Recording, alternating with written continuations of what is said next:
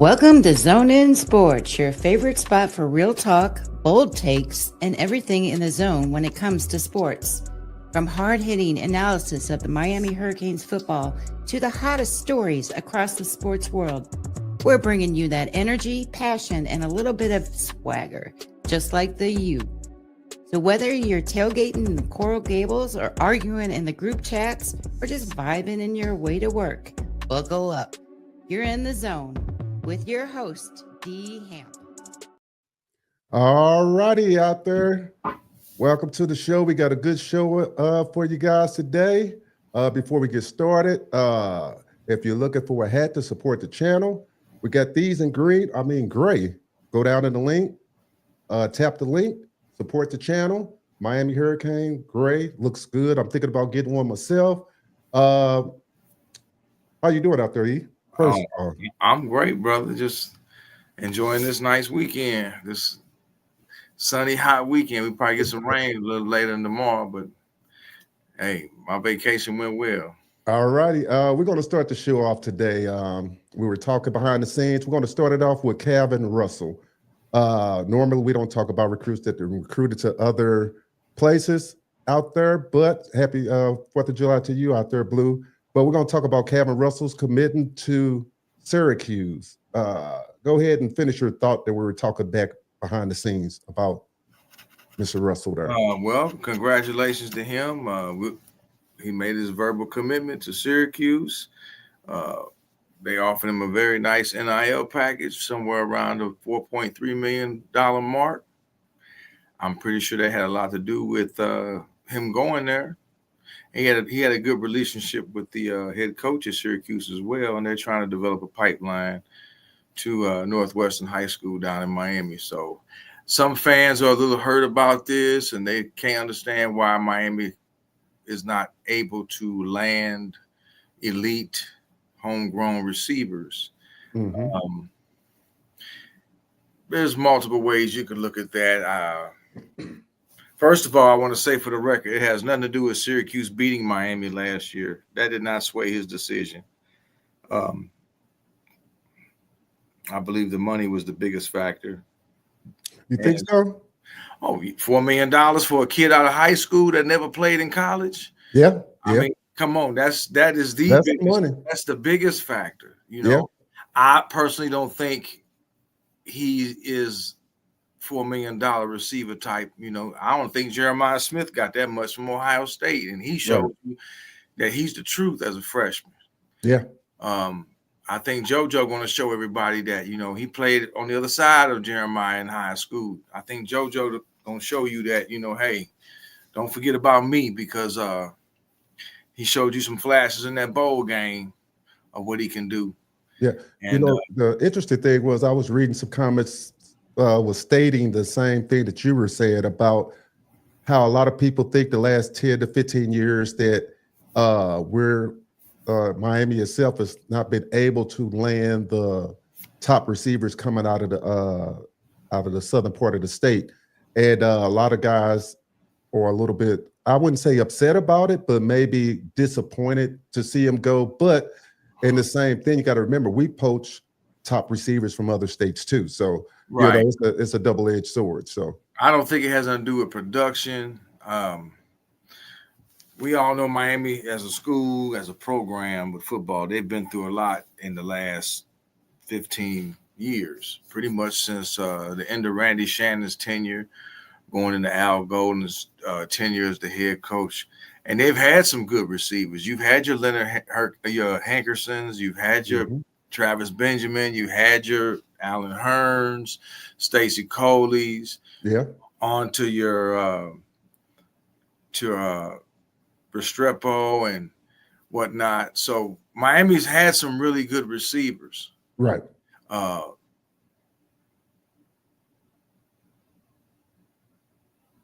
The other schools in the SEC have they've been winning. Yeah. And you can't look at it as a Miami problem either, because he didn't choose Florida or Florida State, right. FIU or any of them. So right, he left the state completely, and it goes back to what I stated before on this platform and on other platforms. some kids just want to leave, and that's fine. Yeah, That's fine. Some kids just want to leave. They want to get out of South Florida. They want to see something different.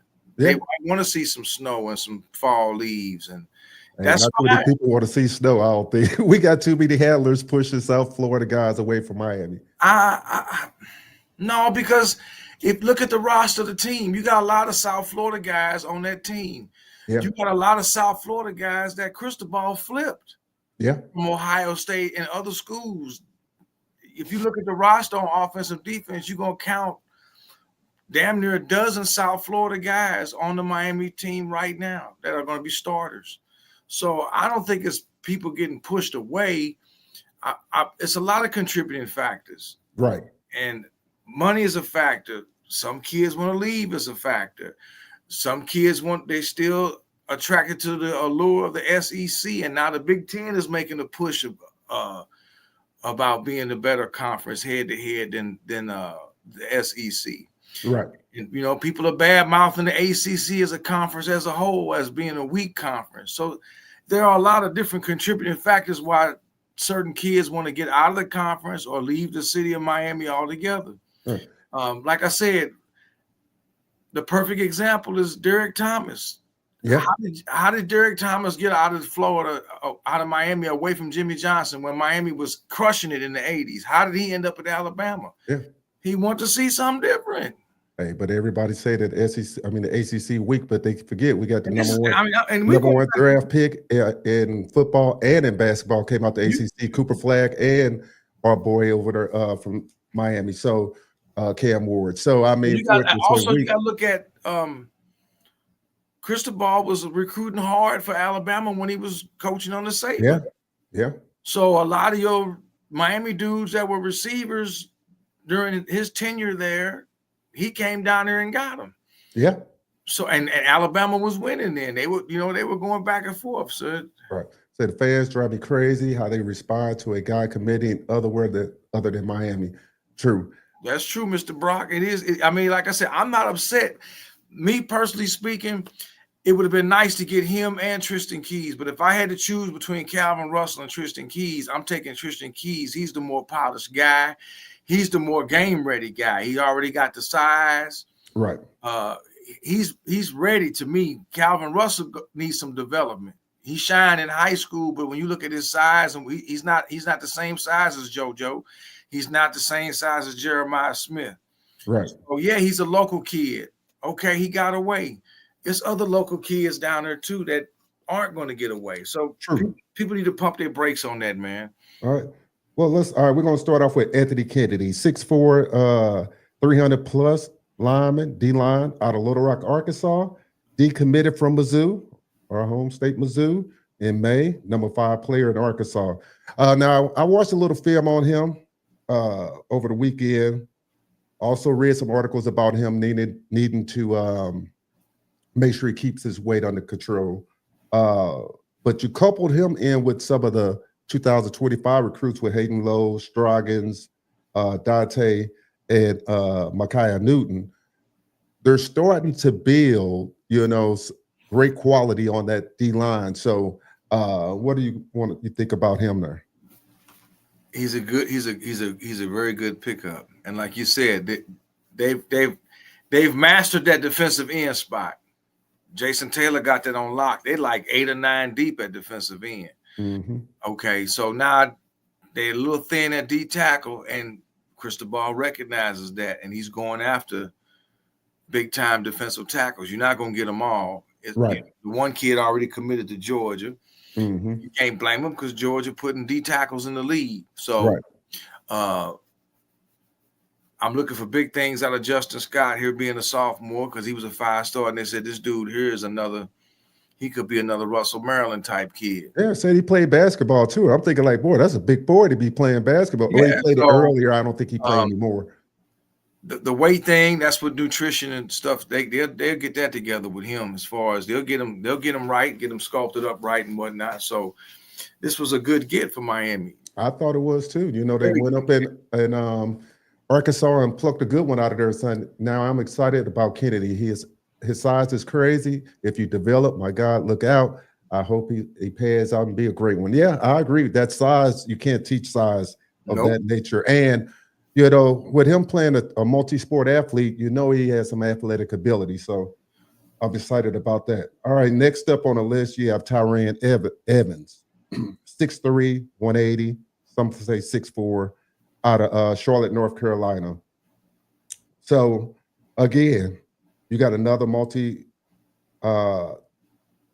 multi-athlete guy coming in at wide receiver, pretty good size, 6'3", 6'4" range.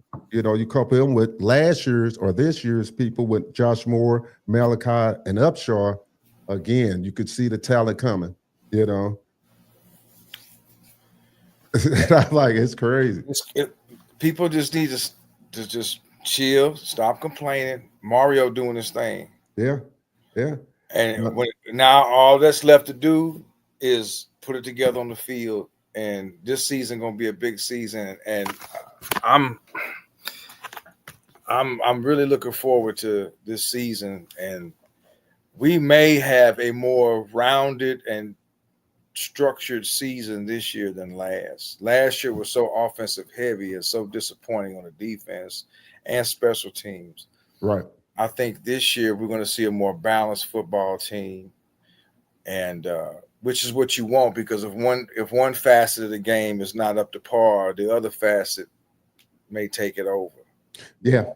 And that's what you want. You don't want it to be one side of the ball dominating every week and the other side struggling. Right. So, yeah, this is a very good get at wide receiver. And I think people need to just look at the stats and look at the numbers and not be so worried about where they're from. Yeah. Because you're not landing the top guy out of South Florida. I kind of knew Calvin Russell wasn't going to come to Miami. He played around with it too much. Yeah, and then when I heard that he pushed his decision back and all that kind of stuff, it was a little bit of the next big get is Cooper. Yeah, he pushed his date back too, but to next Saturday, the 12th. But that's right now. Miami's sitting at number 7 with this recruiting class since they flipped that kid from Michigan. Right. That was big right there. Flipping him.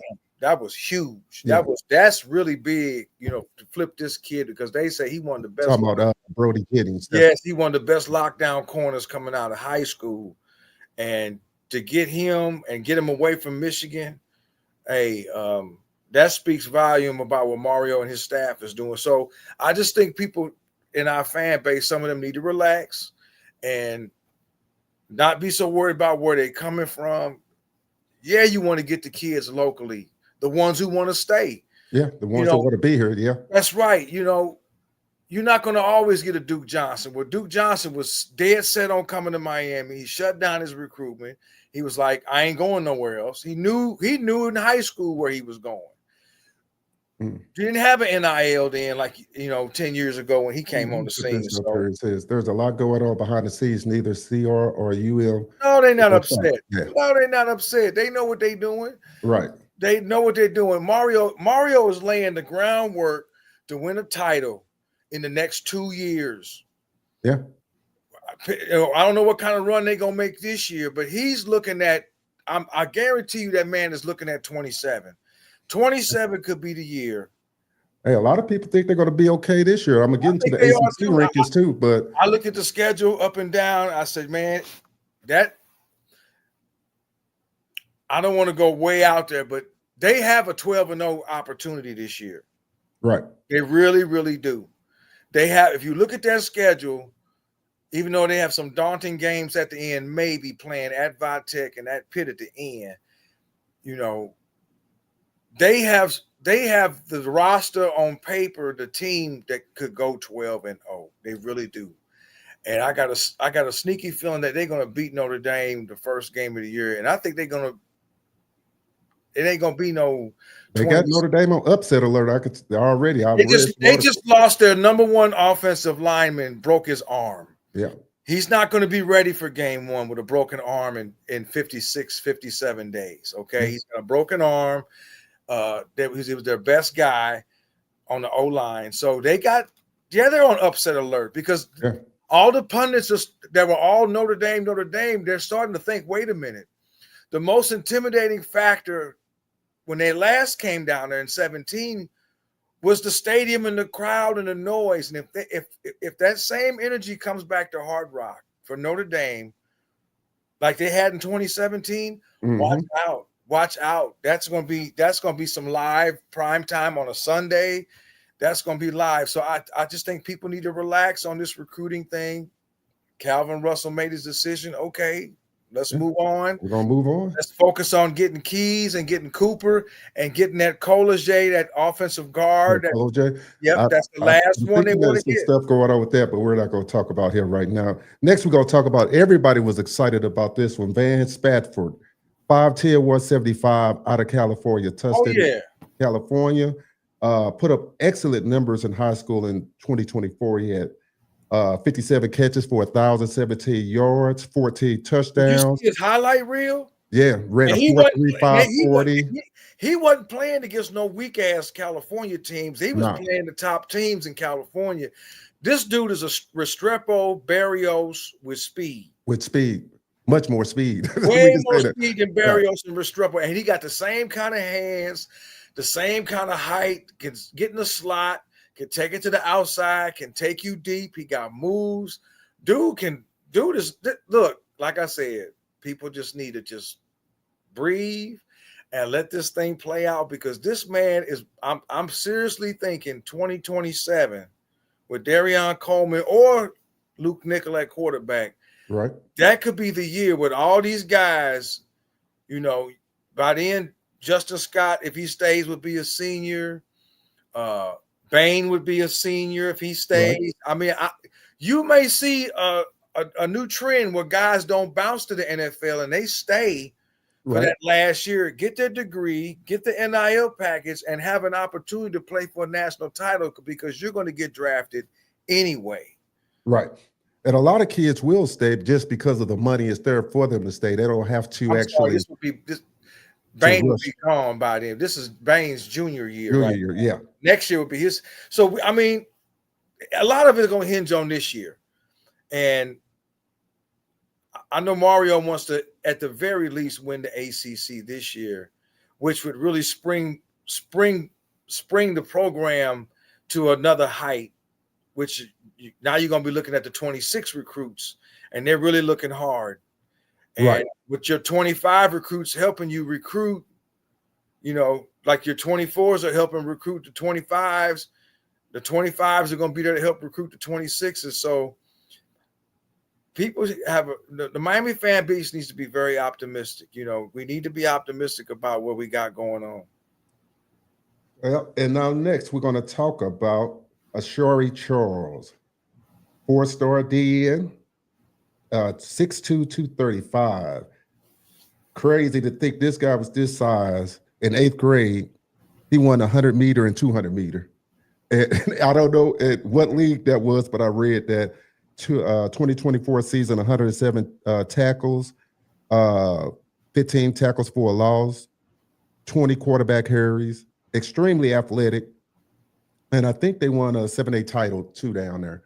So it's another freakish athlete that they got there coming in at the D. And like you said, it's a lot of talent going on that D line. What's up, DP?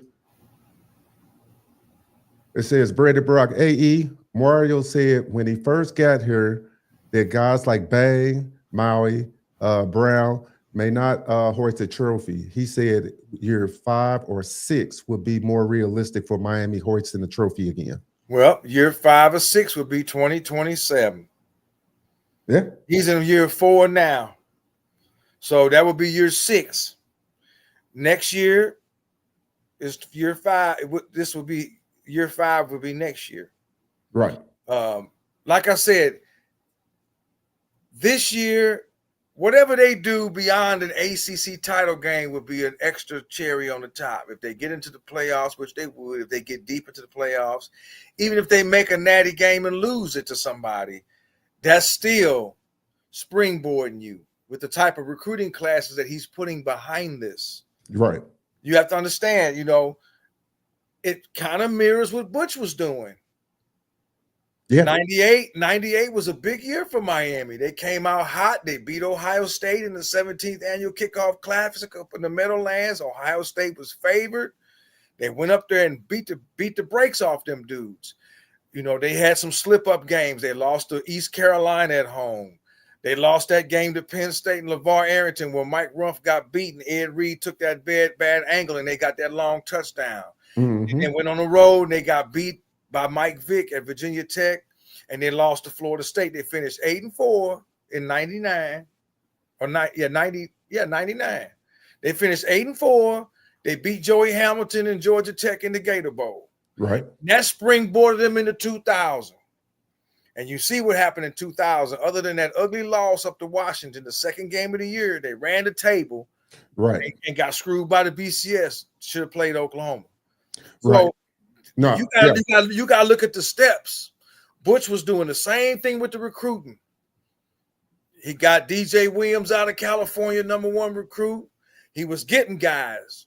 Yeah. You know, you got guys right behind, you know, Andre Johnson was behind Santana. This is kind of mirroring that time.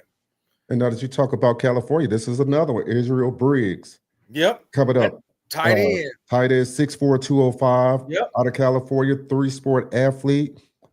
Track and field, 11.4 200-meter dash, played basketball, earned first team on all honors as a freshman in high school. So this is another one, gamer. So you couple him in with the 2025 with Brock Schott and Luke Gilbert. He's building up some guys there in the tight end. Now you got the tight end position looking like it used to. You went from Bubba Franks to Jeremy Shockey to Kellen Winslow. Now look what you got. Right. You've had all these from Brevin Jordan, and even before Brevin Jordan, you had Wofford at tight end. Miami's kept some real nice tight ends over the years. Yeah. Okay, you go from Brevin Jordan to the next guy. You had my man that just won the league, got drafted in the 3rd round. He should have went 1st round. They said he was #1 in the this year's. Yeah. Arroyo. Yeah. Should have been a 1st round pick. Yeah. So you going from him, and now you got the secret weapon coming behind him. Right.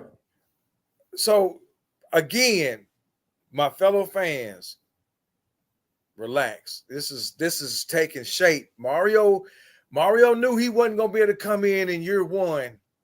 How long did it take Kirby to get there?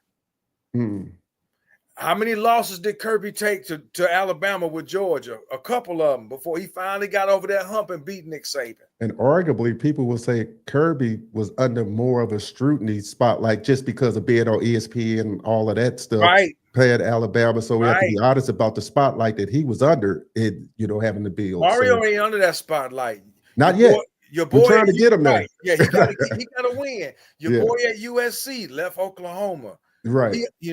Your guy up in Oregon that replaced Dan Lanning, yeah. Yeah, they getting some recruits up there, but now is that going to translate to wins? Yeah. Now you in the Big Ten. What you going to do? Now you're going to have to play Ohio State on the regular, and Michigan on the regular, and Penn State on the regular. Okay, now you out of that Pac-12.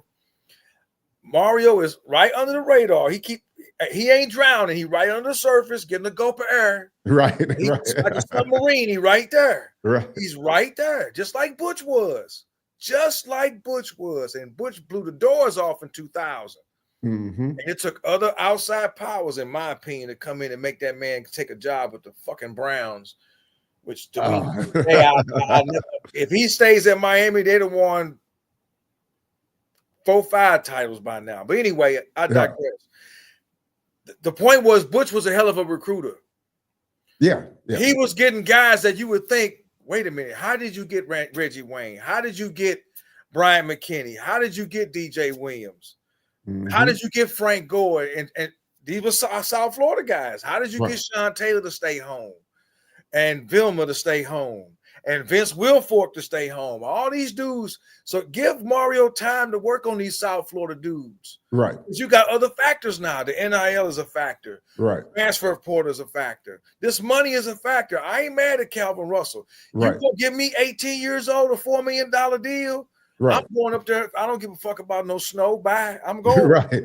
And especially, hey, now before we get off topic, but even with now you're hearing that, I think I read somewhere that they're trying to get you to sign contracts and all that, which we all know is coming. It's coming. It's coming. It's some crazy stuff. They mentioned his deal. They mentioned his deal like a free agency contract. Right. That's how they were talking the language. It's not even like an NIL. It's like a free agency contract for him. So, of course, I'm 18 years old. We rich. Me and my family straight. Right. It says Bush could develop and evaluate talent. That's right. Now, were you saying that, Samuel, in the context now, that Mario can't? Or so we need some in depth on that. Clarify that, Mr. Brown, because I think Mario can develop talent too. He's got the right people. If I'm a defensive tackle or defensive end, and I'm looking at Jason Taylor and I know who he is, and he got a gold jacket, okay. Yeah. So it's just when you're going to get more of the top tier recruits once they start winning and once guys get drafted and you see where they get drafted, that's going to attract these other high school kids because they don't know who the Vince Wilforks are and McDougal's are from 25 years ago. They weren't even going yet. It's going to take their daddies and uncles to sit them down and say, look at here, this was the greatest team that ever walked on the field. Right. But when they see today's teams and they see a Cam Ward get drafted number one, okay, y'all had the number one offense? Okay. Now, like I said, this is a big year. This is a big year for Beck. This is a big year for Fletcher. This is a really big year for Bain. And this is a big year for JoJo. Right. These four dudes I'm just naming right there. And Wesley Besaint, that linebacker. This is last year. You know, if he wants to go out with anything similar to a Vilma or a Dan Morgan or a Ray Lewis, he gonna have to really show his butt this year. And I think he's gonna get some help with that dude coming from Rutgers because he a monster too. I've seen him doing some drills, bro. I don't think his knee gonna be a problem. Right. That's great. Them two together out there, and they can both fly and cover that. Man, boy, I'm expecting some really. This year is going to say a lot, Dwayne. This year is going to say a lot on both sides of the ball. You got some ball hawks in that secondary. My man coming over from Tennessee. They really did a good job with that defense. We're going to see, man. Let's finish up with this last with her. And before anybody asks me about Jalen Jones, only reason we didn't cover him because he was in the 2027 class. But now we're going to cover Justin Edwards, 6'2", 205, linebacker, multi-sport athlete again.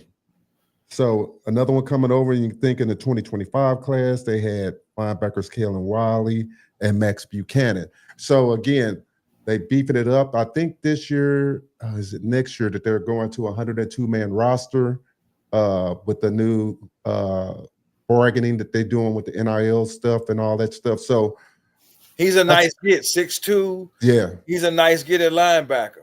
Yeah. And I think Heatherman he knows how to develop linebackers. That was his pedigree, developing linebackers. Right. So he's a really good get. He's a Florida kid. Right. He might not be a Miami kid. He's out of Orlando. So he's a Florida kid. So you got him. He didn't go to Florida or Florida State. And it's a good mix. When you look at this list here that I just read, yes, it's a mix of out-of-state kids and hometown local kids. So you need that mix. You got two dudes from California, man. That's big. That's huge. You got a Georgia kid.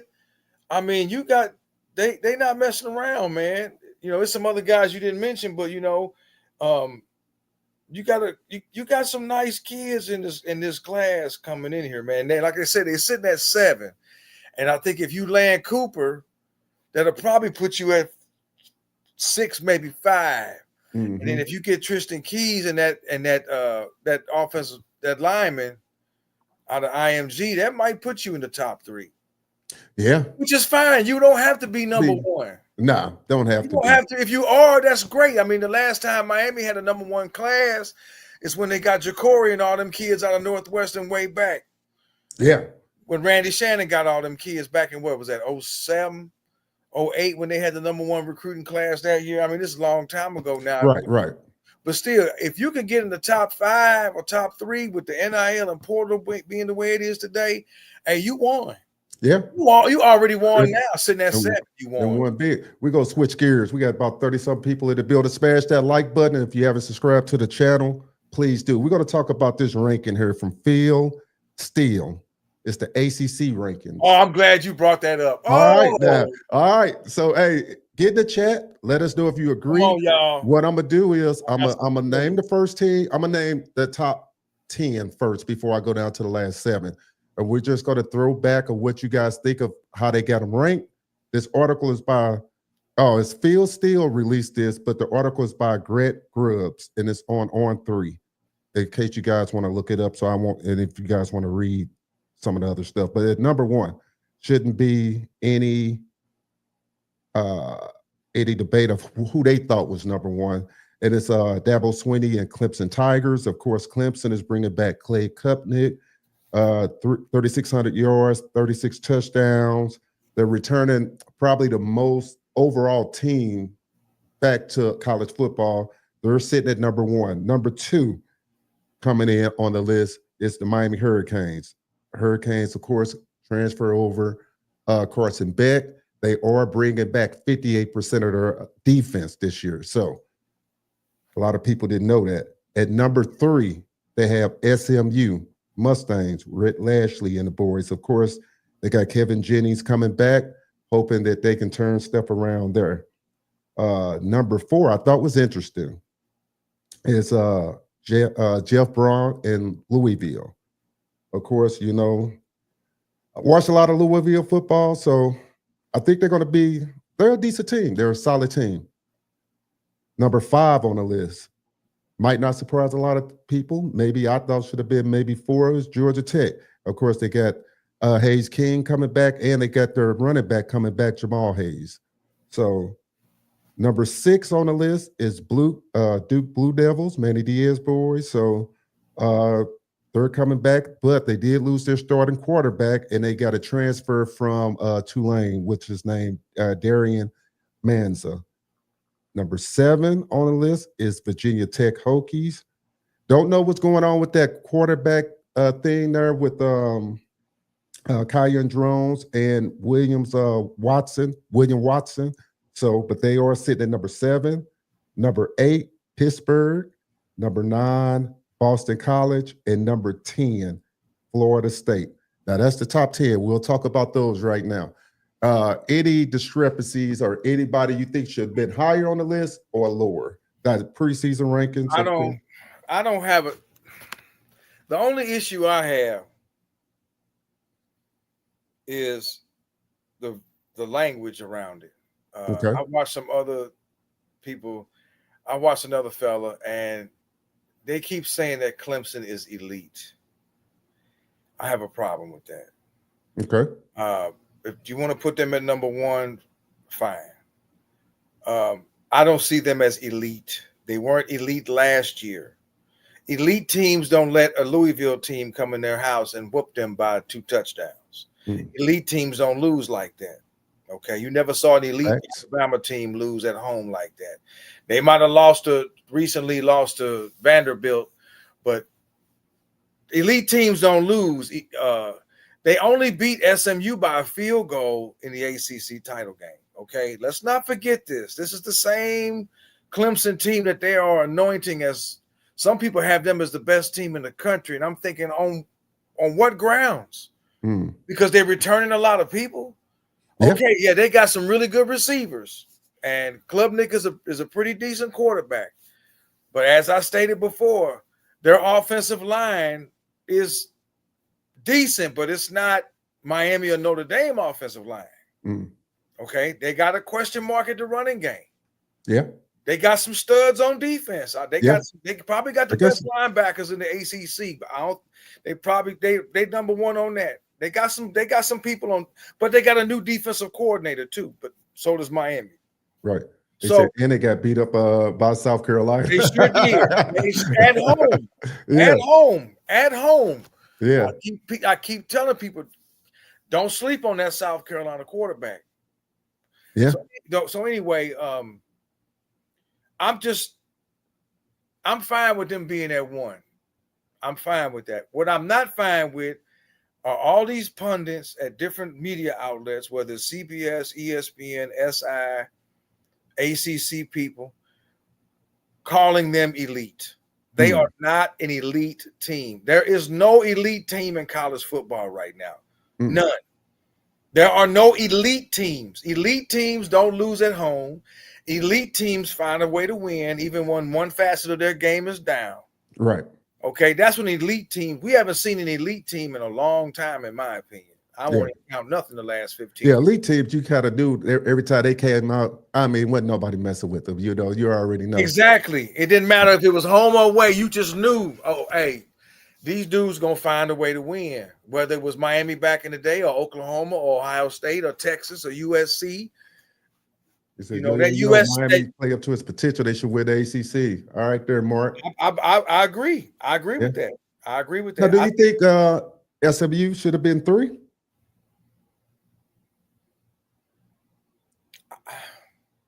I don't see who you can put it. I'm not going to put Louisville ahead of them. Okay. I'm not going to put Georgia Tech ahead of them. I like Georgia Tech. They got a nice squad. They play with some heart. Okay. Miami should have beat them. Yeah. Miami should have beat them last year. There's no Miami showed you a couple times on offense. It wasn't no problem for Cam and them to score. Right. I think that game and the Syracuse game was the one game where Mario and Dawson just didn't run the ball enough. And you can't help that the defense couldn't cover nobody. We all know that. Right. They was getting killed on the flat. They knew that before the game. They was getting killed on the flats. They were getting killed out on the flats against South Florida and California. So we knew that going in. It's just nobody could stop them from scoring. I just think that this year you're going to see more emphasis on the running game. Right. Because they got so pass happy with Cam that I think it did cost them. It cost them in the Georgia Tech game a little bit, and it definitely cost them in the Syracuse game. So this year I think you're going to see a lot more running of the football, a lot more power football between the tackles and whatnot to beat up the other team and wear them down. So by the second half, by fourth quarter, you can kind of impose your will on them. Right. So I think SMU is fair at 3 because I can't see nobody else in the ACC better. I'm not going to say I'd probably put Georgia Tech where they at. I was going to ask you. They at 5. At 4 is Louisville. I think them and Louisville could probably be a tie. Louisville, they up and down. The one week they go and they whoop up Clemson at home at their place. Right. And then Miami go in there and they couldn't stop Miami. Right. Cam made them look silly. They couldn't stop Martinez running the ball. Again, what Miami won the game, but it shouldn't have been that close. But the Miami defense was boo-boo. Right. But they couldn't stop Miami. So I'm not going to put – I think they could be a tie with Georgia Tech. You know, at least Georgia Tech has some players out there. You know what I'm saying? Right. It's not the old Georgia Tech under old boy that was with the wishbone offense, but the option offense. But, Haynes King is dangerous, man. Yeah. They talk about Klubnik. I'm like, shit, if you put Haynes King on, I take Haynes King. Right. You put him on Miami team, or you put him on a lot of teams, Haynes King is a bad dude. Virginia Tech really messed up letting him get away. They really did. So and then Virginia Tech going through the struggles like they don't know who this starting quarterback is. I knew when Beamer left, they wasn't going to never be the same. They're not going to ever be the same. Well, there's probably a lot of factors that's going in. It's with a lot. They got a lot of athletes. They got a lot of athletes in that part of the country. Yeah. You got a lot of ballers in Virginia and West Virginia and out of Maryland and all that. Right. And they not getting them all. Right. No, and you notice in your top 10, you never mentioned North Carolina. I would love to get at them because they talked a lot of shit in the past, throwing upside down U's when they beat Miami. Remember? Yeah. North Carolina talked a lot of smack. I wish they was on the schedule. I really do.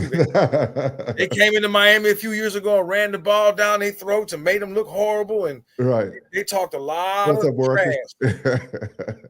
It says get out the ACC. Where we gonna go? Where we gonna go? Where we gonna go? Yeah. The SEC is scared to death. They don't want Miami. Right. So got to go somewhere. Hey, we don't know.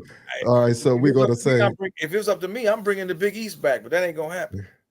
All right. So Duke is fair at 6. Virginia Tech at 7. No, Virginia Tech over Duke.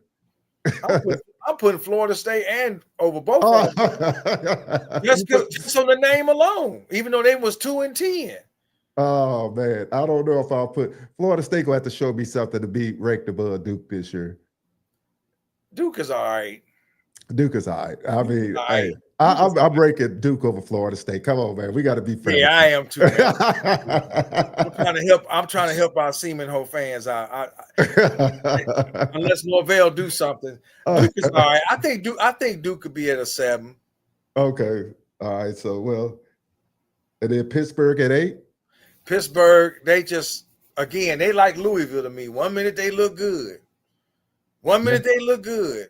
And then you got a big home game with Clemson coming to town and you lay an egg last year. Same with Virginia Tech.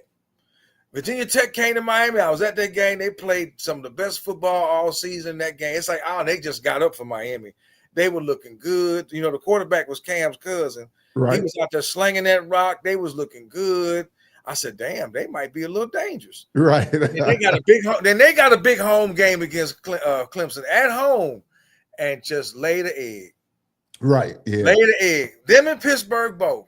You at home, lay an egg. So I'm just them two teams to me, Pittsburgh and Virginia Tech. I would put Duke ahead of them. I put Georgia Tech ahead of both of them too, because at least, and Louisville, because at least, you know, they the Georgia Tech when they really, to me, beat Georgia in that 8 overtime game. They beat Georgia in that game. I just really think they didn't want them to win that game because it would have affected Georgia and where they fell in the playoffs and whatnot. They couldn't afford to let Tech win that game. So right. All right, we go into the bottom half of the conference now. The Wake Forest and all them. Yeah. Hey, look, I'm just reading the names now. Hey, don't get on me. Don't shoot. Hey, if you in the bottom half of this, don't get mad at me when I release this again. I'm shocked with NC State being way low. NC State is number 11. Okay. Quarterback CJ Bailey, of course, and those boys. Now, and then we have Syracuse coming in at number 12. Don't know who their quarterback going to be, but they're number 12. Number 13 is North Carolina. Number 14 is Virginia. Number 15 is California. Number 16 is Stanford. Wake Forest. Oh, then Stanford. And number 17, you already know, Stanford. Now, any dispute, anybody should be higher on that list in the bottom half? I don't care. That's fine when they got them. I mean, if old boy would have been coming back at quarterback for Syracuse, and old boy would have never left to go to Penn State at receiver, then, but you know, if was a fifth, we'd all be drunk. So yeah, old boy graduated. He in the league at quarterback. What was his name? The one that McCord. He got all the blame for Ohio State, and then Pena left and signed with Penn State. Yeah. Because they didn't want to. It's amazing you didn't want to pay him, and he's proven. I don't know how much he wanted. I thought it was like $2 million. Yeah, they wouldn't pay him. They didn't want to give him that money, but you gave $4 million to a high school kid that really gonna need some work. I mean, I'm not taking nothing from Calvin Russell, so I don't want nobody saying I'm hating on him. I'm not hating on him. I'm not. Right, but you had an established receiver that already put him. You had a guy that was already established. The dude was already a threat. A lot of teams wanted him, and you didn't keep him. Right. That, you know, so I don't know. It kind of reminded me of the Dolphins front office. They let Smith. Oh Lord, I couldn't see that, bro. You let the best tight end in college football. I mean, in the NFL, you're a Pro Bowl tight end. You trade him to Pittsburgh. What was you thinking, man? Hey. What was you thinking? Another weapon for Tua, and you do this? That front office for the Dolphins. That's another story. But anyway, right? Yeah. So this list is fine. Like I said, the only issue I got with the list is the verbiage they use when they talk about Syracuse. I don't. Yeah. I think Syracuse. If you're going to put all these holes on Miami and keep bringing up Beck, and he got hurt, you know, and who's going to be their receivers when they know Miami got some bona fide receivers? They really do. Right. The dude from LSU ain't no chump. The dude they got from BYU ain't no chump. Right. The dude they got from Cincinnati, he ain't no chump. And JoJo ain't no chump. Right. You got your own guys on it. So I just think that these pundits bring this up. The CBS dudes, I watch them. Anytime they can jab Miami and throw a little salt on them, they will. But you singing the praises for Syracuse and calling them elite, and I don't see Clemson them as elite. Clemson, yeah. They're not. Hey, everybody, don't get confused. We're not talking about Syracuse now. No, Clemson is good. I'm not gonna say they're not good. Right. They're top tier. Right. I'm fine with them being number one. But there's a difference between elite. A lot of people throw that verbiage around. Elite is if you coming in like elite when you had old boy that played for the Dolphins and you had Goldilocks at quarterback and they won a natty. Oh, yeah. You could damn near say they was elite. Yeah, yeah. Okay, when they won that last national championship. Yeah. That was on both sides of the ball. They yeah. had studs and 5 stars and they was proven. This team here, this the same team that Miami beat 2 years ago with Emory. Right, yeah.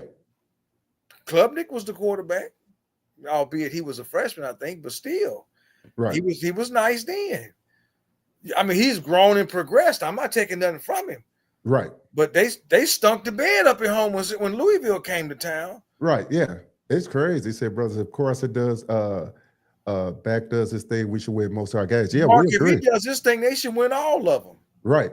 If you look on paper, they should win all of them. Name me a team on there. If Miami protects this dude and he has and he just manages the game, throws a couple touchdowns, the running game does what it does, and who on that schedule who on the schedule do you see beating Miami? I'm not worried about going to Dallas. Mm-mm. I would say it goes back to if that defense would have played a tenth of a better than they played last year, that we would have a better. We know this year that everybody just has to carry their weight. So they're gonna play better this year. They're going to play better. And they said thanks for players from the hood.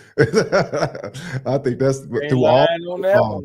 Yeah, that's through all football. You know, gotta have some. I mean, most of the time you gotta have some dogs. Now, you gotta have them dogs from the hood. You gotta have them dogs from the old country towns. Yeah, I'm telling you, they don't give a damn. I done seen some rural teams. I done seen some rural teams beat up on some city teams because they come with they didn't come all this way to lose. They get off the bus hollering and yelling. You be like, "What the hell?" So, oh man, this list is fine. Like I said, maybe I'd flip flop Louisville and Georgia Tech, but other than that, my only issue, like I said, is the language of calling Clemson elite. I think they're doing that because they just don't. At this point, they just don't want to give Miami their props.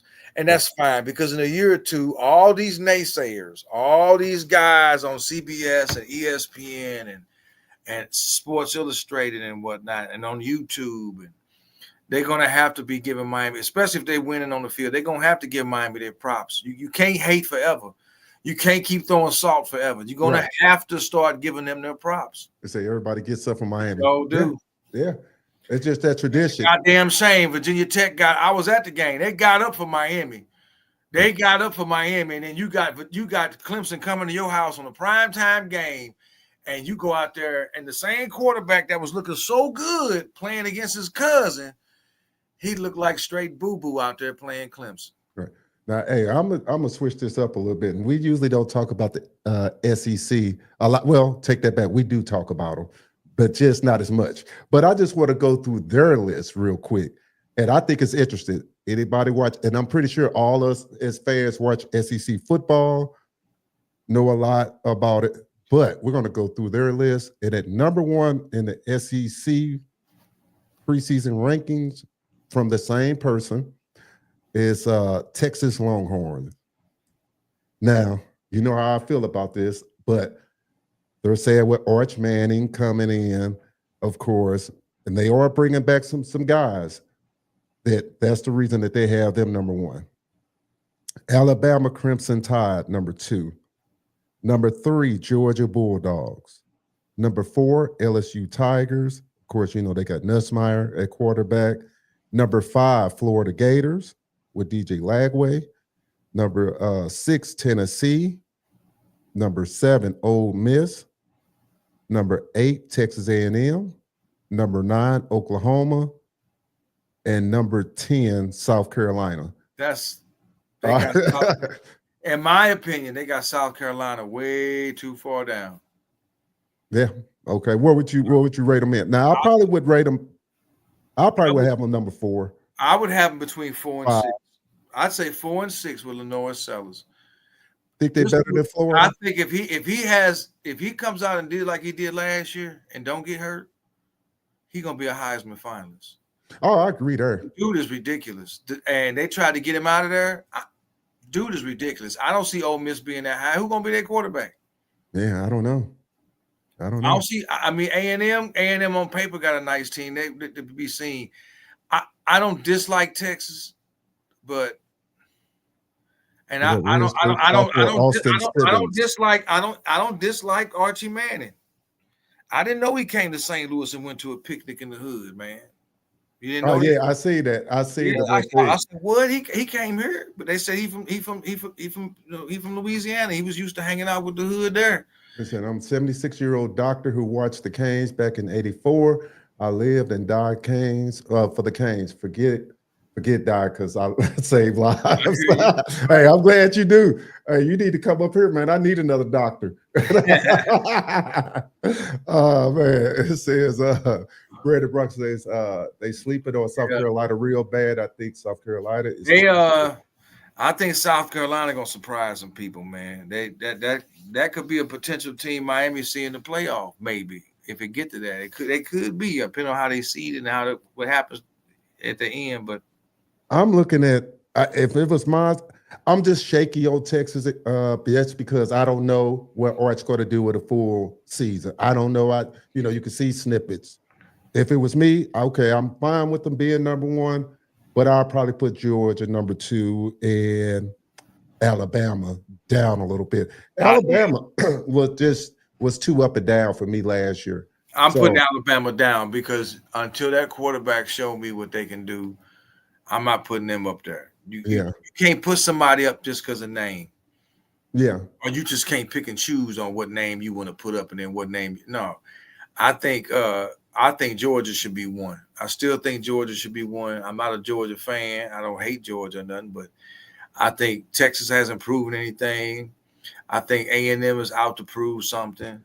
Right. I think South Carolina's out to prove something. I think LSU, because Brian Kelly, to me, is on the hot seat. I think Brian Kelly's on the hot seat. I think your boy at Florida's on the hot seat. Yeah. So Tennessee, that's what I'm saying. Where is Tennessee at?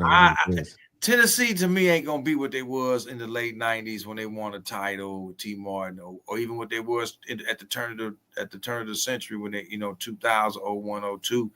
Tennessee still had a pretty boy was the coach then. They still had a pretty decent squad. So yeah, see, like I would put Ole Miss over Tennessee just because they lost Nico, which was a big part of their offense. Yeah, that was a big part of Tennessee offense. Where did he end up going? They say Mario was on the hot seat. This was somebody. Oh, Nico, he wound up going to UCLA, I think. No, he ain't on the hot seat. Yeah, I say Orange agree. Mario ain't on the hot seat yet, man. He said whoever did. He hot. He hot right now with this recruiting, but he ain't on no hot seat, bro. Right. He's not on the hot seat. Now, if they don't produce on the field in a couple years, right, by year 6 into that contract, then it might be some grumbling going on. We can get you a 10-year, $80 million contract, and you ain't done nothing yet. Right. We from the show me stage, show me. And I really believe between now and 27, they're going to have something big happen. Right. And Mark, who did this list, was Phil Steele. The article was by Daniel Hager. This is the SEC ranking one. So that's who did it. If you want to get at them, look at them on Twitter. Go on and find them. Twitter, man. I know. It says, Orange Agree says, what's Mario done? Can't win an ACC title. He's setting you up, man. What else you want the man to do? If you look at his recruiting class, he's setting it up. You got to walk before, you got to crawl before you walk. And you can't expect this man to come in with the roster he had the very first year and do something with that. Another point I want to bring up is Miami won every home game last year. Mm. They won That's every big. home game. The year before they didn't. They lost some pretty ugly games at home, which is going to turn a lot of people off in South Florida. Right. You know, Miami's a small school. They don't have a very big student body. So a lot of your Miami fans are Dolphin fans and sports fans in the Miami area in general. Right. So, you know, you might get 5,000 or 6,000 students to come all the way to Hard Rock Stadium from Miami, from Coral Gables, from the campus. Half the kids there don't care about football or sports, man. These are nerds. These are rich people's kids because it costs $70,000 a year to go to school there. Yeah. So half of that student body don't give a shit about sports. They're there to be doctors or business or law. Okay? So to win all your home games, to pique the interest of everybody else when there's so much to do in Miami. Oh, the Canes suck. I'm not going to waste my time and money at Hard Rock fighting traffic and parking. I'm going to go kick it at the fucking beach. Right. I'm going to go do whatever. We in Miami. Shit, this is too much to do. But if they're winning, people come. But if they even win at the Orange Bowl, when the Orange Bowl was there, those weren't all students. That was 80% fans of Miami. They wasn't students because Miami is a small private school. Right. So, I mean, he's saying, what has Mario done? He's getting you some of the best recruits in the country. He's setting it up for the future. And he got some excitement. He got national exposure coming. You tell me the last time they had national exposure. That's not negative. That's not over money and the Nevin Shapiro shit. And I even watch his podcast. Yeah, I've been watching this podcast too. He keep it 100. Whether you like Nevin Shapiro or not, you know, he keep it real. So, he's done a lot, man. He's done a lot. I mean, what more do you want this man to do? The only thing left now is to win on the field. Yeah. The ball game last year, that was an insult to Miami, a fucking Pop-Tart. That was an insult to put him. Right. That was an insult. And we saw enough of Cam in the first half. All these other idiots saying, well, he didn't play in the second half. He quit on his team. No, they took his damn helmet away from him at halftime. Right. That's why he didn't play. People smart enough to know that. He says, he said definitely the arch slurping train. Yeah, we with that. We with that. I mean, yeah, they on his tip because of his daddy, but and his granddaddy and the name. But hey, that name garnered that. Hey, we're gonna get to this bottom half before we get back to the K's. And coming in at number 11, Auburn Tigers. At number 12, Missouri Tigers. I think they're sleeping on Mizzou. Go ahead. Yeah, okay. Then we'll come back to that too, because we got some facts on Mizzou. Number 13, Arkansas. Number 14, Vanderbilt. Number 15, Kentucky. Number 16, Mississippi State. And that's it. Mississippi State didn't look too bad last year. They had They did anchors and stuff, but okay, yeah. So then that is the list. I'm cool with that. SEC ain't a bad conference. It's still not a bad conference. Right. They're not the toughest anymore. I think the Big Ten overtook them. Yeah, I think the Big Ten probably. I think the Big Ten is overtaking the SEC as the toughest conference now. It's too many teams middle of the pack in the SEC now. Your Auburns, your Tennessees, your Floridas. Right. I think South Carolina is in your upper third now. Right. But you got Vanderbilt has moved up. Mississippi State isn't bad. I think Ole Miss is more middle tier now because they lost that quarterback. I think some of your national pundits in the media, they want to keep the SEC up there. I think Alabama slipped down some too. They're not going to be. I think your top four teams in the SEC would probably be Georgia, Texas, South Carolina, and possibly A&M. Them, I think, would be your top four teams in the SEC right now. And then the rest in the middle would be Bama and Missouri and Tennessee. And I think I put Ole Miss in the middle of the pack, maybe even dip them a little bit to the, I don't think Ole Miss is. Did you say you think A&M is at the top? Or you meant just. I would put them at like 4.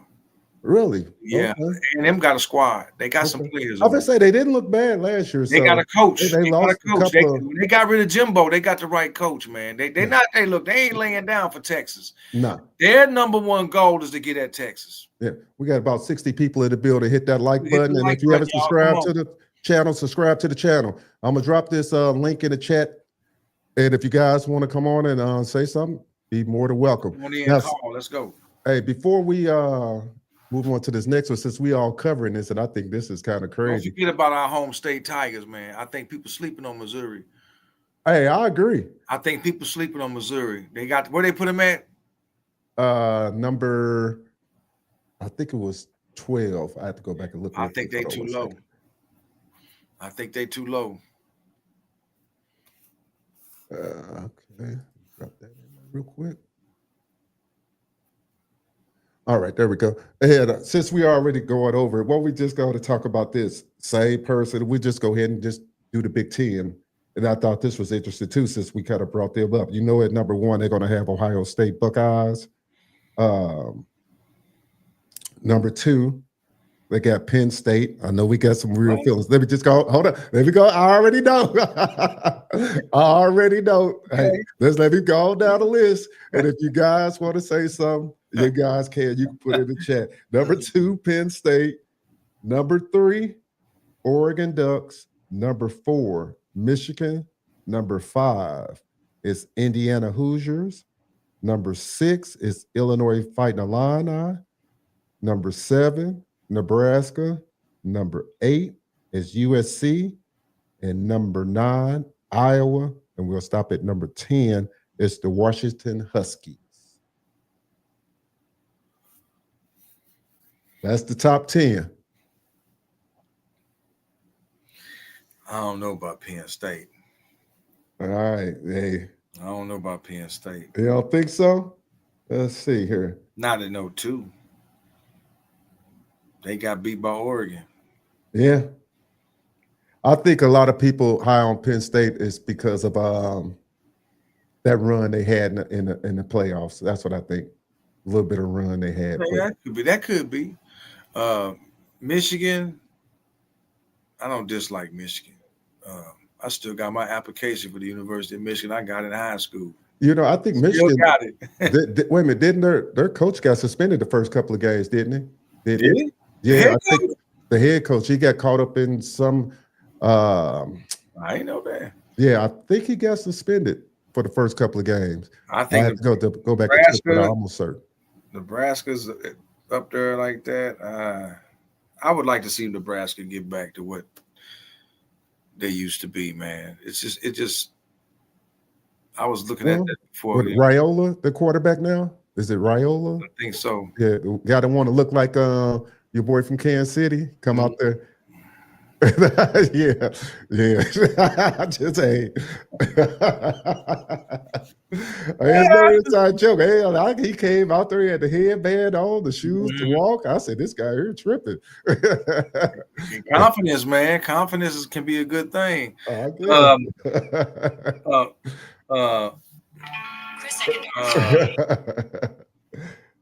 man. Hey, we having fun on this show, guys.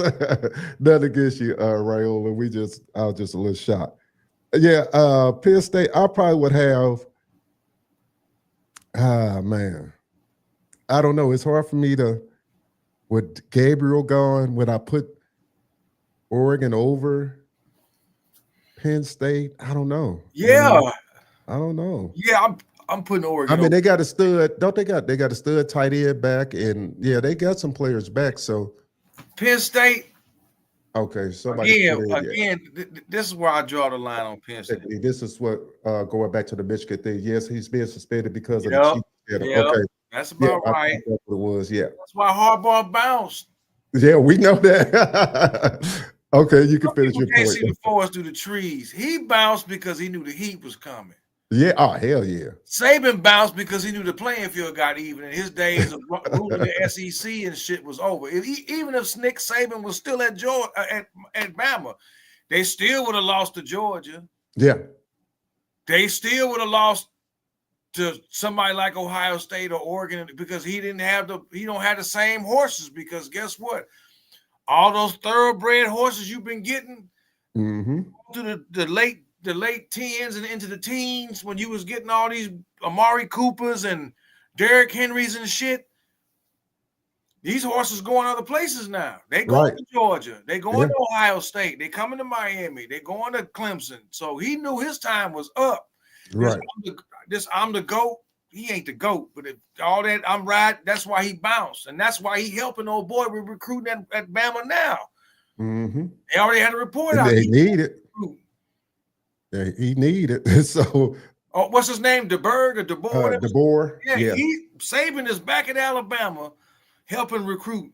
Hell, they won't Saban to come back. So as long as he's on the scene, if he can. His name still carry weight, so if he can still walk into your living room, he said, "Drop Penn State, move them down, please." All right, who you gonna move up if you take Penn State down? There, I'm moving Oregon. I'm moving Oregon ahead of them. Okay, I might even. I don't know. Did they play Illinois last year? Because I think Bielema got Illinois on the right track. Yeah, Illinois. They got a nice little squad. They just fell apart the second half of the season. Illinois. Well, I think they went out to Oregon and got kind of smashed out there, and I think they kind of needed that to see where they measured up. Yeah, but I think I'm pulling for Illinois. I pull for Illinois and Missouri, man. I'm pulling for both of them. How good you think Indiana gonna be this year? No. Back to what they was, a basketball school. Hey, somebody say Penn State is the best team in the Big Ten. Who was that? Roger Allen? Well, hey, Mr. Allen, hey, God bless you. This freedom of speech. You can believe it. I don't. He might be right. He might be. I don't know. I don't know. We'll see. I don't think they are but I don't want to knock Franklin because if I'm gonna knock Franklin as he can't win the big game, then somebody gonna turn around and say the same thing about Mario. Well, Mario gonna screw up somewhere on the coaching field. Right. He's gonna shit the bed somewhere with a decision. We got somebody that's coming in. All right, Brandon, we're gonna bring you on panel here. Just make sure you got anything that's on turned down so we can just hear you clearly. We're gonna bring you on the panel now, there, brother. How's it going there, Brandon? Can you hear me there? Can you hear us? Yeah, I think I can hear you. I think it might be a little bit of a delay, but no, I ain't got no delay with you, bro. I see you just fine. Where you tapping in from, brother? Yeah, I'm calling in from Fort Worth, Texas. Oh, okay. Come on now. My best homie driving back to Texas, right to Dallas right now from St. Louis. Okay. What you got for us today? Yeah, man. Just wanted to just say that, like, what's been kind of going on with like Miami, to me, like a lot of fans want to see the results immediately, and I'm with it too. You know what I mean? I want to see it today too, but I think Cam Ward, like, people have to accept that he didn't come here to lead us to the ACC title, or to no national championship title, or nothing like that. He came here to improve his draft stock. That's facts. That's right. Like, you take what come along with it, of course. That's how it's gonna go with any team. Right. But I give confidence in Mario still because he got it moving in the right direction from what he said from the time that he got here. And he said year 5 or 6 was gonna be the year that you should see Miami back to an elite level of winning, conference titles, winning national championship titles, in contention of all that stuff. And he's heading in that direction. And I don't know if it's just a lot of fans that just want to just get on some of these sites like this here and just be negative, and they just want to just stay in that vein. You know what I mean? But to me, man, I think Mario is got the program moving in the right direction, and all we can do, for this year right here, just wait and see how it goes. I've said before that 10 to 15% of our fan base, they just complain about whatever. And you're right. And I think Carson Beck is doing the same thing Cam doing. He ain't coming to Miami to win a national title, and he ain't coming to Miami to win an ACC title. He's trying to improve his draft stock and come off that injury. 2 years after the 23 season, they had Carson Beck as a Heisman winner. Okay. And then you see what happened with Georgia. Now they blame him for everything. Georgia did to him what Ohio State did to old boy that went to Syracuse. They want to lay all the blame at his feet. And I think Beck got something to prove. Now, what come along with, like he said, like my man said, what come along with Carson Beck, if they win an ACC title, which I think they will this year, great. He'll be a first round draft pick.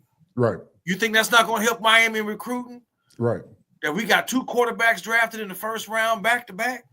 You think other quarterbacks in high school aren't going to look at that and be like, hey, man, who going to come behind Darion Coleman? They looking to land somebody big behind him. Right. So I agree with you, bro. Right. Cam didn't come here for that. Cam knew we wasn't going to win no title. We could have made a run. Exactly. With a defense, they probably could have with that offense. Right, yeah. I digress. Take what come along with it. Yeah. So he took you right. He put up the numbers to be a number 1 pick, Dwayne. So I think Carson Beck, he ain't trying to step in the way of Archie Manning getting all the pub. Long as I come down here and put up nice numbers and manage this team and have minimal interceptions and they protect me and we got a great running game. Hey, I think Carson Beck gonna set himself up for. He wants to be a first round pick. He may not be number 1 overall, but if I'm a first round pick. All right.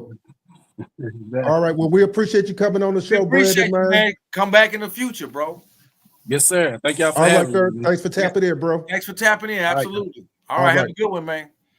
All right, there. We're gonna move on. We got right now. We have okay, there we go. Said Penn State lost their great tight end. Yeah, he did. Right. What's his name? Warner, I think his name was. He got drafted ahead of Arroyo, even though Arroyo had the best. They had another tight end in front of Warner, and I thought Warner was the better tight end. So it's just crazy how that goes. How the NFL evaluate people. Yeah, it says Penn State has returned their starting quarterback, 2 top running backs, and both of their running backs are studs, I will say. O-line from last year. The issue is their wide receivers, which the wide receivers, anybody watch the game? So and they're passing. That's why they threw that money at old boy that left Syracuse. They feel the need. I mean, I'm not saying Penn State is not. They're in the top probably 4 or 5 of the Big Ten. Right. I mean, I think Ohio State got some question marks. They got a new quarterback coming in. I think he's a freshman or something. Michigan, I'm not so quick to throw Michigan up there. You know what? Now that I think about it, it could be between Penn State and Oregon who's the best in the Big Ten. Yeah, it could be. It could be. It says Georgia can't beat Alabama. 1 win in the last 10 years. That was Nick Saban days. That's over, Mr. Allen. That's over now. Yeah. Georgia should have beat them last year. Yeah. That clown that they got from Miami, he didn't do what he was supposed to do in the end zone. And Beck set him up nice. He's the GOAT, but he had a lot of help from the NCAA. They turned a blind eye, and they know Alabama has been doing NIL way longer than any other team. Yep. Go look at Derrick Henry card that he got. Yeah. He say Nick Savant. Go look at Amari Cooper card. What they buy him? He say Nick Savant was the greatest cheater ever. Oh man. Yep. He ain't lying. Cam came for Cam, point blank, period. Say Cam came for Cam. Now we can't throw I ain't gonna throw out. He did come for himself to get himself to the point. I ain't mad at him. I'm glad he came to Miami and didn't go to Florida State. Right. Yeah. So everybody got. He was smart. He knew if he went to Florida State, he wouldn't have put them kind of numbers up with that squad. Right. I ain't mad at Cam Ward. Sometimes you got to be selfish. Yeah, they do. Say I personally, when we hired Mario, said it would be 6 years because he had to change the culture first. Yeah, we thought. Eric and I talked about that on a lot of different shows. So this year 4. What did I say? In 27. I said 27. Didn't I say 2027? I said that would be the year. That would make Luke Nickel a junior and Scott at tackle would be a senior. JoJo would be a senior. I said 27. That means Jackson Cantwell would be a sophomore. He'd had a year under his belt. All them boys that he got now would be they're gonna be all sophomores. He's gonna have some other juniors and see. Right. He said, this is gonna be the launching year right here. Hey, TG Poet too. Is that go Nittany Lions or go Detroit Lions? I think he talking about D-Town, buddy, up there. Yeah, I think he talking about Nittany Lions. Hey, if you hear TG Poet, hey, matter of fact, I gotta get with you behind the scenes because we got to come over and he tapped into the Big Ten heavy. So if it's the person I'm thinking it is, he Detroit then. He got to be talking. I think he talking about. Hey, put who you talking about, TG Poet too? He talking about Motown. He ain't talking about no damn. We're gonna find out in a second. 15-1 national champions and ACC champions in the same year. Hey, I can rock with that. I rock with that, Roger. Roger, I'll rock with that. With NIL and transfer. Who that one loss gonna be too? It shouldn't take. Yeah, put that in. Who you think they're gonna lose to, Roger? It shouldn't take 5 years in a modern CFB at Miami with Miami spending money. Bullshit. When you going up against a giant like a cable sports network that hates you. When you going up against a lot, look, man, Miami is unlike any other school. They are literally hated for what happened 30 and 35 years ago. You think the people at Texas ain't still salty about what happened in the 91 Cotton Bowl? They ain't forgot. You think they don't have influence in college football? Look at Texas now. Where they at in the SEC? You think they ain't forgot?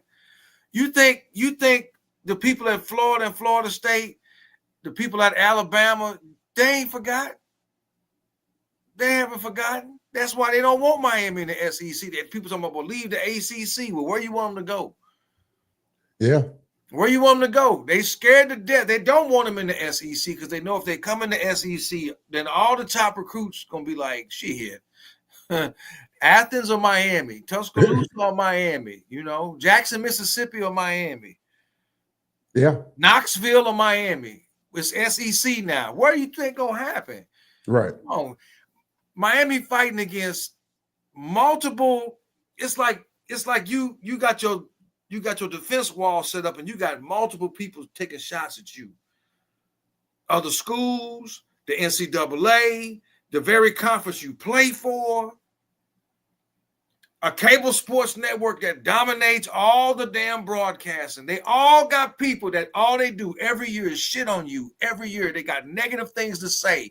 Even when you got something positive going on, they take shots at you.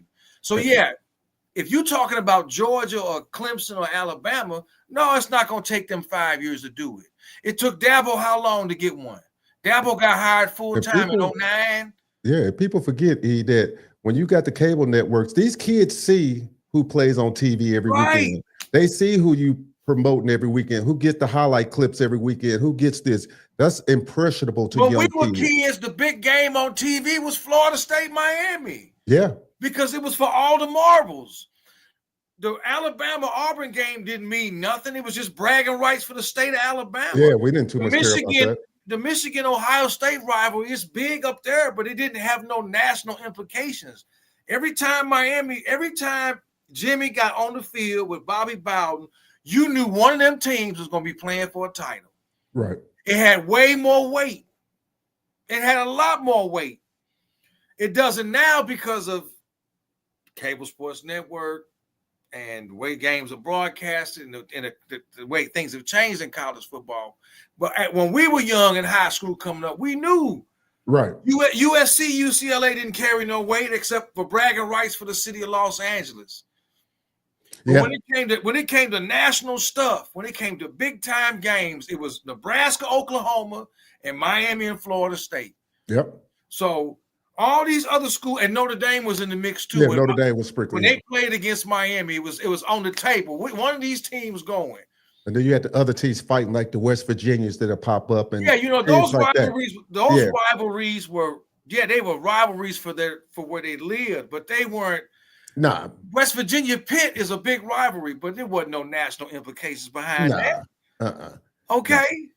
It says, he said Penn State quarterback could only throw to the tight ends. I agree there. He said, all right, Roddy, yeah. Oh, man, it says, all right. Luke Nickel will be our next great quarterback. I hope so. I hope so. With Darion Coleman coming right behind him because he ain't no joke either. Oh, he says Notre Dame O-line broke the arm in the UT. That's what I just said a while ago. Hey, you young guys, stay off them damn things, man. Them things dangerous, man. Stay off them things there. I know you want to have fun, but maybe this is an old guy just try to pick some knowledge. It says, fellas, who's starting left guard? I want McCoy, not Rodriguez. What would you say? Whoever ready. Yeah. Whoever ready. July 31st, people. Yeah. It's right around the corner. Right. That's when practice start. That's when all the BS go out the door. When fall camp start, what I've been saying, don't jump ahead to the Notre Dame game. Don't worry about who gonna do what. We're gonna find out when fall camp comes. Because when they put them pads on after about the first few days and they get at it, they gonna get at it. Oh yeah, for sure. So if you want to know, just follow them up and see. If you already down there, shit, practice open to the public sometime. Go check them out. Right. When they outside the heck, I wish I was down there on my man. I'd be there watching them. Yeah, it says 2003 to 2020 started NIL. This was a great run for the SEC, and the NCAA basically made sure all SEC teams never get to Miami or USC type probations of 3 years of no bowl, probations of 30 take scholarships. The scholarships they lost under They did protect them because look at how the rules changed after they did the so-called deathbed to Miami. So my opinion was always being, and some people may agree, some people may not. In 2008, ESPN signed a $2 billion contract with the Southeastern Conference. Once they signed that contract, they basically said, we getting in bed with the Southeastern Conference. And this is when the narrative started about them being the best conference, this being the toughest conference. And they slowly, year after year, they pushed this narrative to where now the majority of college football fans believe this because they've been able to go out there and come down to Florida and go everywhere else in the Southeast and out to California and up to Ohio, and they get the best players. And no matter what Nick Saban did, that they was buying these boys charges and challenges and giving their mamas and daddies money, the bottom line was, I got a whole staple of 5 stars in there. I didn't get 2 stars. I got 5. And then on top of that, Alabama put the money up so Saban could hire the best coordinators and coaches that money could buy. So what is that going to result? Championships. And the funny part, you never even heard anything about the money that Alabama was spending. Never. Nobody heard about the money that Alabama was spending. The cable network. They was doing what, if you watch the 30 for 30 on SMU, they was doing what SMU was doing in the 80s. No investigative reporting. None of that. None of that, So it's crazy. You think ESPN need that scandal on their hands, knowing that they had to protect their investment, which was the Southeastern Conference. Right. This is where all that conference talk. Where was all that talk in the mid 2000s, the early 2000s, in the 90s? You didn't hear all that. People, you don't root for a conference. You root for your team. Right. I don't give a shit about unless you the cable sports network because you make more money as a collective of a conference. So thank you. So if this conference is my investment, I put my money behind them. I start a brand new SEC network. Of course, I'm going to protect it. I'm going to have all my commentators talk about nothing but this conference and the teams in that conference. Right. Even if they calling another game from another. Yeah. Isn't that crazy? They could be calling a Fresno State-Utah game, and they got to bring up something about the SEC. Right. Crazy, ain't it? Or they'll try to slight, well, he probably couldn't play in the SEC, or he did this. You never heard. Listen, crazy. You never heard Vern Lindquist when the CBS used to do the SEC. You never heard the CBS people talk about the SEC like they was the best. Right. They never did. Remember, the SEC used to be on CBS with the Home Depot, where they at now. You see what I'm saying? Right. They didn't do that. You never heard Keith Jackson or Bob Greasy and Brad Nessler with Lynn Swan on the sidelines at ABC talk about, well, this conference is better than that. Right. They didn't do that. They called the game. Right. Whether it was Tennessee, Miami, Ohio State, Oklahoma, Nebraska, Washington was good back in the day. Right. West Virginia had a squad. Syracuse, when they had McNabb, had a squad. In '98, they won the Big East. You had parity. Right. Today, when the cable sports network controls 80% of the coverage, they've already instructed their commentators on what to talk about. Believe that. You got to protect the investment, which is the SEC. Right. And now the same cable sports network, if you've been listening to them the last couple of years, they've been hyping up the Big Ten now. Super. And that's because of the realignment. Because of the realignment, the NIL and all that. They know now, okay, the SEC's days are over now. That's why you got to think they're in a bigger market now because they're in that California market now. They're on that West Coast market now. So, and there's big money in that West Coast. A lot of people don't want to look at it that way, but we're going to move on. It says, yes, it does take 5 years when administration sabages the program for 15 years. 15 years, yes. Yeah. I agree there. Yes, sir. Absolutely. It says Beck numbers would be better than Arch numbers. I think you, hey, Mr. Powell. We're going to check that. We're going to look at that this year. Yeah, man. Look, people need to quit shitting on this boy. Dude put up stupid numbers in 23 with Brock Bowers and McConkey. Man, people forget this? Right. Right. He put stupid numbers up last year running for his life. Mm-hmm. Come on, man. The Great Wall of Mirrorball will protect him. And you got Fletcher and Lyle behind you, and they've been quietly talking about the kid from North Dakota State, that running back. Oh, yeah. Uh-huh. Judah Bonster. Yeah. Come on, man. Right. Come on, man. Dude, this could be very. It says, how's our special teams going to be this season? That's a great question. We were talking about this all like for the last couple of months that we need that production from our special teams. I can't give you that answer, Blue, but I like the pickups with old boy from BYU. Yeah. BYU, because I tell you what, I love going back and watching the games with Philip Buchanan, because Buchanan was on them punt returns. Buchanan was nice, boy. He was nice with it. Man. So I hope this guy from BYU, just give me one or two, man. Right. It says, I hope Pancake wins the left guard position. I thought he was a tackle. Yeah.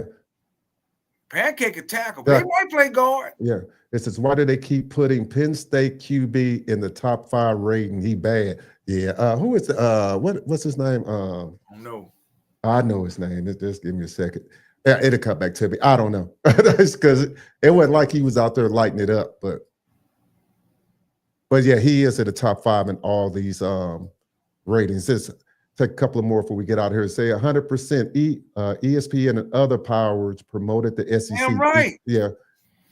Yeah. They won't talk about it. I'll talk about it on whoever. Batista. Love our show. Sir. Appreciate it. I'll talk about it because that, and like I said, the language with Clemson. I'm not saying Clemson's a bad team. I'm not going to say that, but elite, no, Dwayne. No, I don't look at it. It almost reminds me of the debate with the some of the basketball players and the GOAT conversation and everybody trying to be in the GOAT. And it's like, it's ridiculous because, like you said, you know who's elite. You don't even have to try to make an argument for an elite team. It's almost like the thing where we posted with the LSU Miami debate, a couple of weeks ago, when you knew that Miami team was elite. You knew when they walked on the field. Yes, did they stumble? Yeah, but they were still elite team with elite talent. They stumbled, but they didn't catch an L. Yeah. They showed you in the Boston College game how elite they were, right? With the defense and Porter's picking it up. Because sometimes somebody on the team might not have a great day, and that day Dorsey had a bad day. Does that mean Dorsey? Right. He had a bad day, but Porter's gave you 100-some yards. He did the same in the Virginia Tech game. Yeah, down in Blacksburg. So elite teams show you they elite. Yeah, elite teams don't get their ass whooped at home by an average Louisville team. No. They don't do that. The only statistical risk Miami has are Beck going down and the fourth D tackle not catching on. But I think Dante will be the fourth or fifth DT. Yeah, he got a point there. Yeah, he has a point there, and I'm pretty sure that they all talking with Carson Beck. If it ain't there, lay down, throw it away. Throw it away. If it ain't there, because they know they can't. I don't think Luke is ready yet. I don't think Emory is. But Emory, the funny thing, don't you think they knew that last year with Cam too? Because we really in the same predicament with Cam. I mean, who's to say? Like I said, we still got fall camp. Luke and Emory gonna battle it out for that 2 spot. And I hate to keep forgetting about the 4th kid that's at quarterback too. So that's there. They got the other young man. Right. The D tackle position, he's right. They only got, I think, 5. I think it's only 5 guys, 5 or 6 that's bona fide defensive tackles. Mm-hmm. They 9 deep at defensive end, and some of them can play tackle. Right.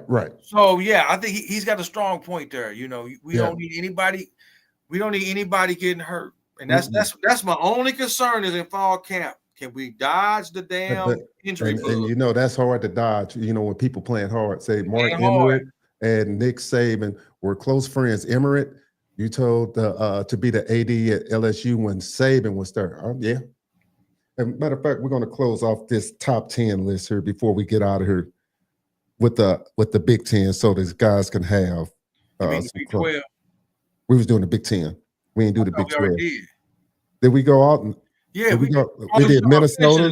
Finishing the list. Yeah. So at number 11, Minnesota. Number 12, Rutgers. Number 13, Wisconsin. Number 14, UCLA. Number 15, Michigan State. Number 16 is Maryland Terrapins. And number 17, I bet, the last 2, I think you could probably guess yourself. Northwestern and Purdue. Purdue could be sneaky at home. In the past, they have been. Maryland, I thought Maryland was kind of turned the corner. They gave Ohio State a hell of a game. Yeah, they did. I remember that. They sure did. UCLA and Wisconsin, man. Wisconsin, they're not going to be what they used to be. I mean, they had Bama at home, and then Van Dyke got hurt. I thought if Van Dyke wouldn't have got hurt, it would have been. I'm not saying they would have won that game, but I think he would have put Bama's secondary. Do anybody know why Van Dyke left there? Well, why did Van Dyke leave and go to SMU? Anybody know? I haven't really looked into that. I don't know. That's a good question. Somebody. Yeah, if anybody knows, just put it in the chat. I'm just curious if they know why. If he probably feel like he fit in better with Lashley. He did real good under Lashley, man. Yeah, true. Yeah, true. He went good under Lashley. So all right, guys, we're going to wrap this show up today. We appreciate everybody's support. If you haven't subscribed to the channel, please hit that like button. Subscribe to the channel if you haven't. Go to take us on out of here, E. I appreciate everybody watching, chiming in. We like the feedback. It's just me and Dwayne. And Dwayne footing all this. We don't have sponsorship. Some of these other bigger blog groups, they got sponsors, whether they're attorneys or whatever. I'm sure we'll get to that point one day. But right now, we just love our Hurricanes, man. And we here in St. Louis. So we in the Midwest. There's a lot of Hurricane fans out here. I wear my Hurricane stuff everywhere. I went to my daughter's swim meet, and my son had his Hurricane shirt on. He a coach, man. Right. And we was getting a lot of love for that, So young man from Vashon High School, man, got a scholarship to play baseball down there in Miami. So we love our Canes, man, just like y'all do down in Florida and everywhere else, man. And we want them to win too. We've been patient. We've been waiting. Miami really hasn't been really that good since probably the 04 season. That was the last year at 04 when they first joined the ACC, when they really, was top 10 ranked and about something. So we're close. And I just want everybody to just relax and we're close. Let this man do what he got to do. Miami fighting a lot of other fronts that other schools don't have to fight. They're going up against a lot of other different fronts that other schools don't have to deal with. Other schools don't get the salt thrown at them like Miami does. So I just want everybody to just be patient, tap in with this fall camp and see what guys you like, see how they go. And we want the best guy out there. I don't give a shit who it is. I want the best guy out there. Right. The best blocker, the best tackler, the best running back, the best receiver. I want the best guy out there.